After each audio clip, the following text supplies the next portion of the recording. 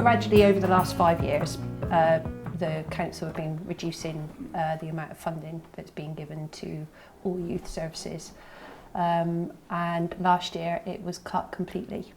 I believe they're still doing some needs work, so young people that are not in education or employment or training, they still support them. But all the open access, universal, open to everybody, youth work's gone. You've got to pay usually to go to the sports clubs or brownies, that kind of thing. So there's already a barrier there.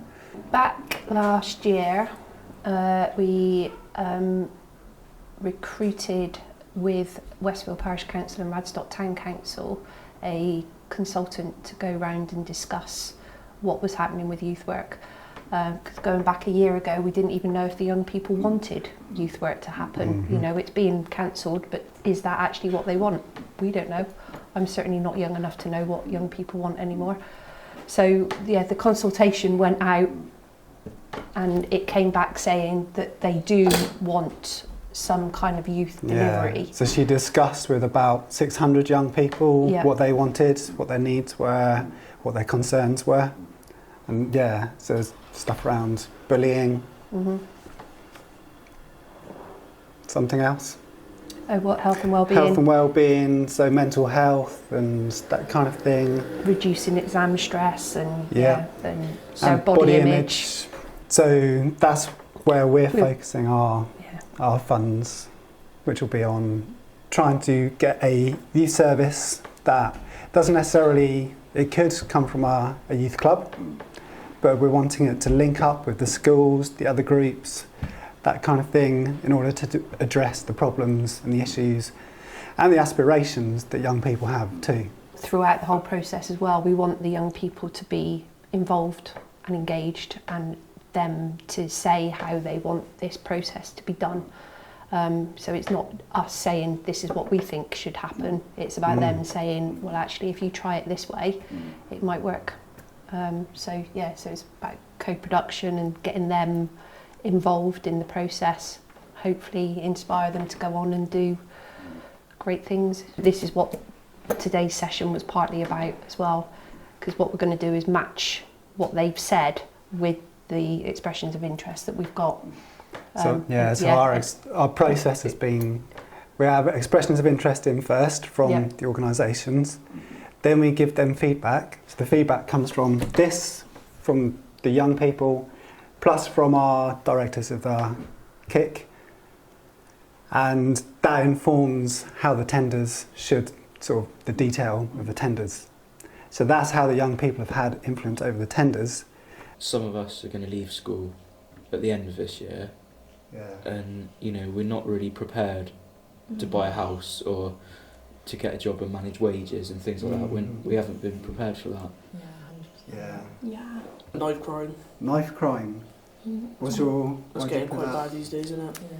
Well, around here, is it? Well, no, just genuinely. There's been a few incidents around there, isn't there? Yeah. Quite bad ones. Yeah. Scary because I'm all ignoring it every day. They've obviously got some sort of issues if they need to carry a knife around a safe environment. There's always something going on with them if they're bullies, aren't they? Yeah, I just feel like I understand they are doing wrong and they should be punished, but they also need support if they're bullying someone because they have something wrong in their head if that's happening. Yeah, I thought youth clubs were really good because it gave everyone a chance to kind of release some stress, and obviously there was qualified people there to help with mental health and problems at home.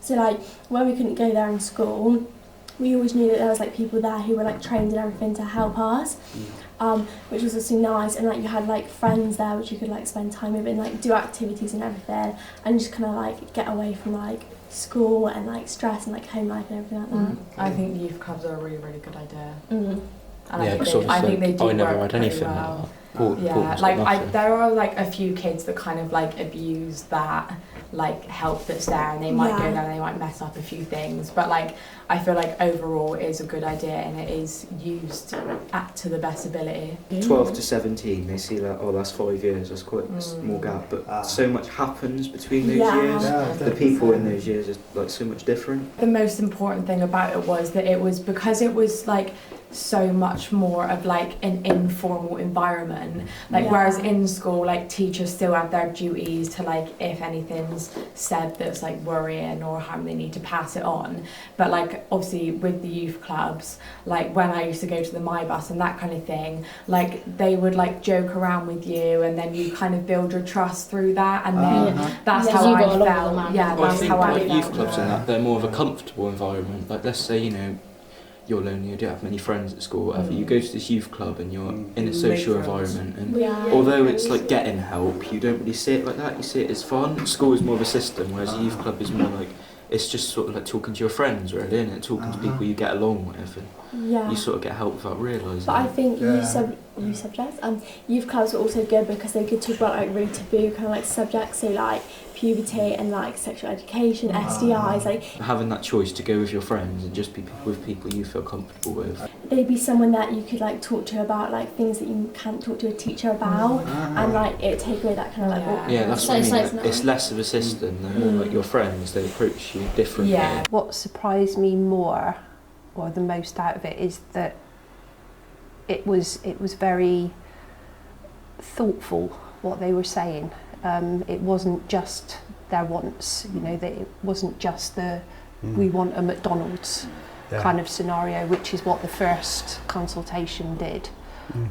You know, we want to do trampolining, we want a cinema. It wasn't anything like that this time. It was more about how they felt they could develop as people with certain life skills, for instance, you know, how they could develop themselves as opposed to having things. We're working really hard to make sure that there's a robust system in place and a strategy that can actually tackle this and reduce bullying from being 100% of, you know, our young people either witnessing being bullied or have been bullied to hopefully a reduced number of bullying. I don't think we'll ever get it down to zero. What also struck me was, well, how engaged they were, how much passion they had to actually take action, not just to talk about it.